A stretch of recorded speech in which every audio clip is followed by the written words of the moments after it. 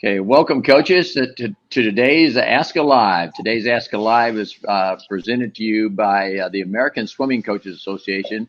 And today's talk is going to be developing youth athletes ages 11 to 14. And we have what I would consider to be four of the world's finest coaches at doing just that. These coaches have an amazing amount of experience.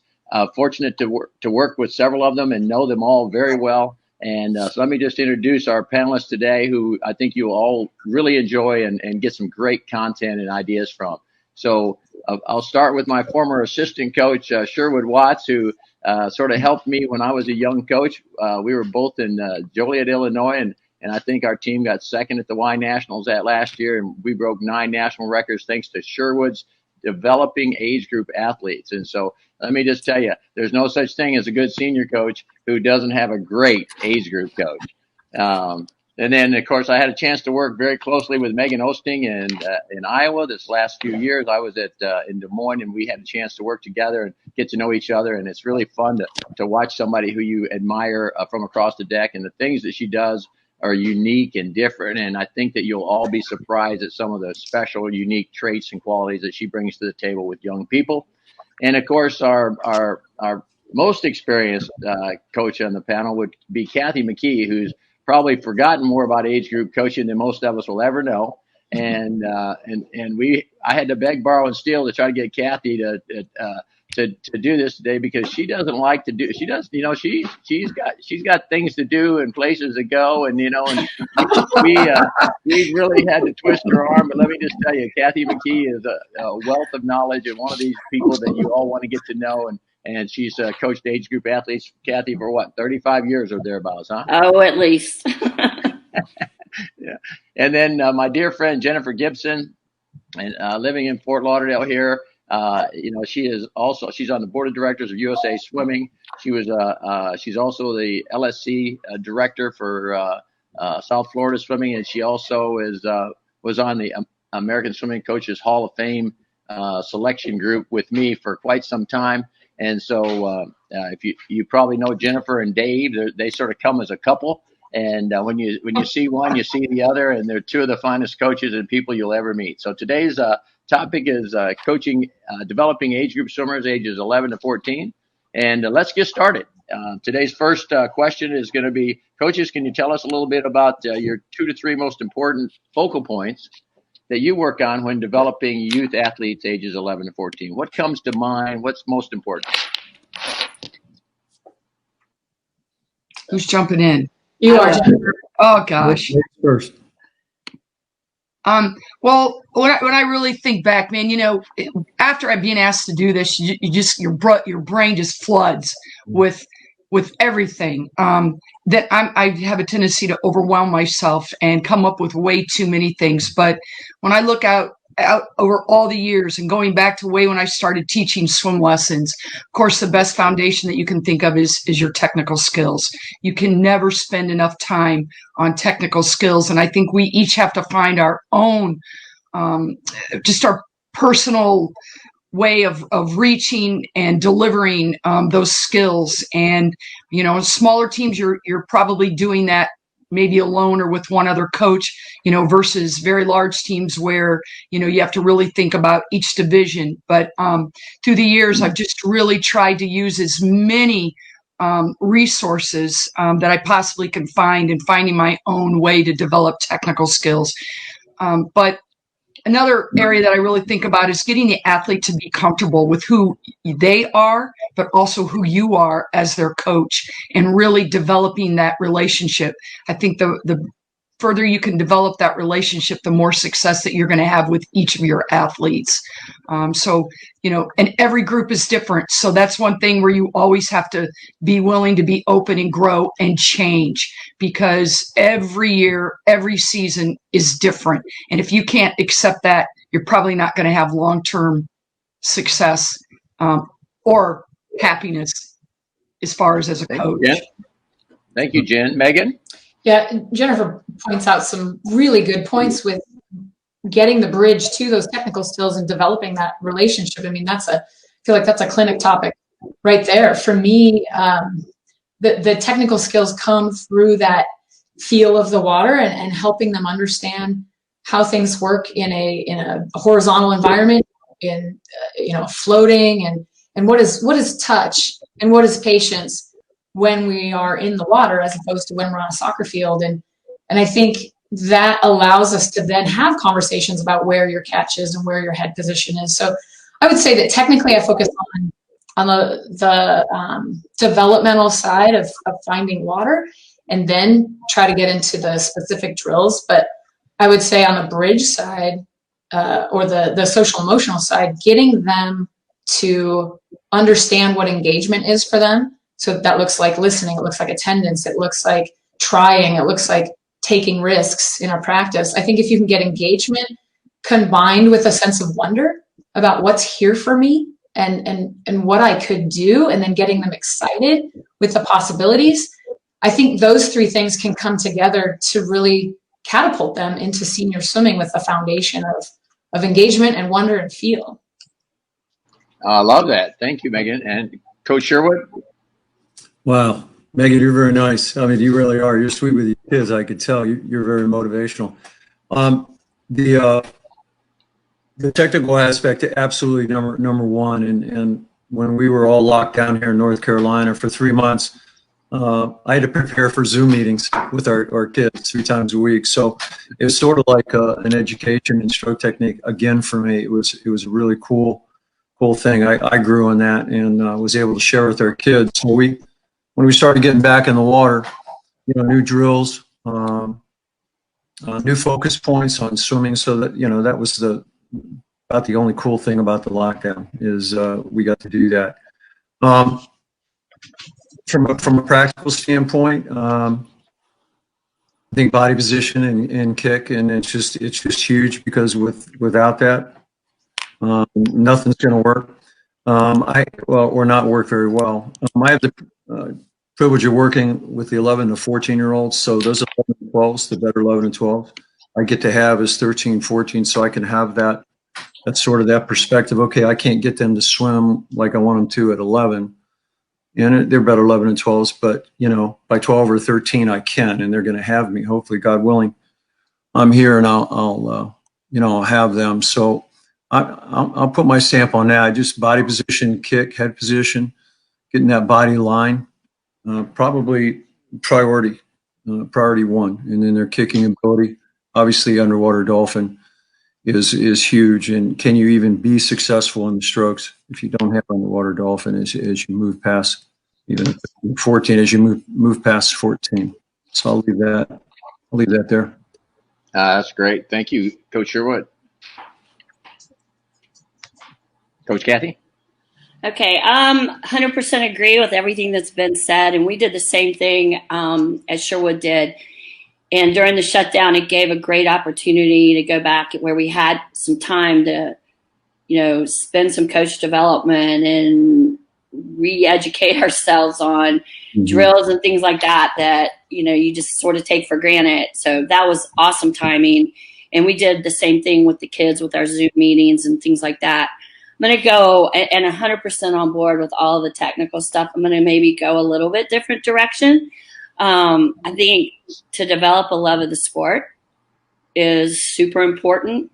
And like you guys were saying, from the technique standpoint, but across the board, giving them a foundation so that they can be the best they can be as senior swimmers, college or pro. And I think it's important to understand and know what the coaches that you're feeding kids to, like if you're an age group coach, what are the senior coaches expecting when they move into your group, and so that you can prepare them appropriately for that. And I think teaching them to embrace the process of achieving, not so much outcome, but just the process of how you're going to get from point A to point B is super important.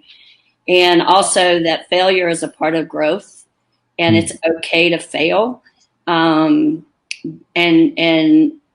that they shouldn't put their self-worth or how they feel about their swimmer if they do fail, but how they can learn from that and move forward and be even better down the road. Good stuff. Wow, good stuff. I'm telling you. So we had developing technical discipline. We had engagement, how engaged can we keep the athletes? We had how can we help them understand feel for the water, being patient, technical discipline. We had body position, their kick, their body line, knowing the expectations of the group above them, what achievement looks like, and and that failure is a part of growth. And so unbelievable, amazing, and I guess I sort of knew this was going to happen today. And fortunately, the good news is this is being recorded. So coaches that miss this will get a chance to see this, but this is pretty special. So coaches, let's go on to the next question that we discussed. And that is, how do you, and we've sort of maybe touched on it. And Kathy, maybe we'll start with you this time. Okay.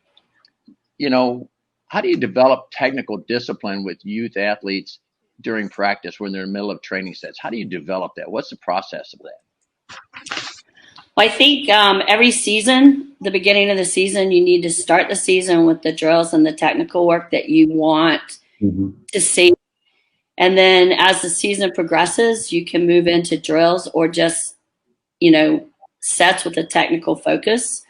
I think when you're doing that, though, you need to make sure that the intervals are such that they can do the skills correctly. If you're trying to get them to go on the fastest interval they can and maintain what you're asking them to do from a technique standpoint, then that's probably a disaster, going to be a disaster. And I think if you find yourself,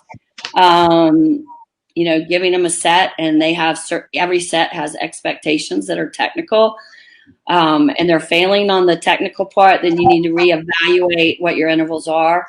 Maybe stop the group, talk to them, give them the information that they need to move forward and be successful. Just be consistent, set high standards, and don't compromise on that.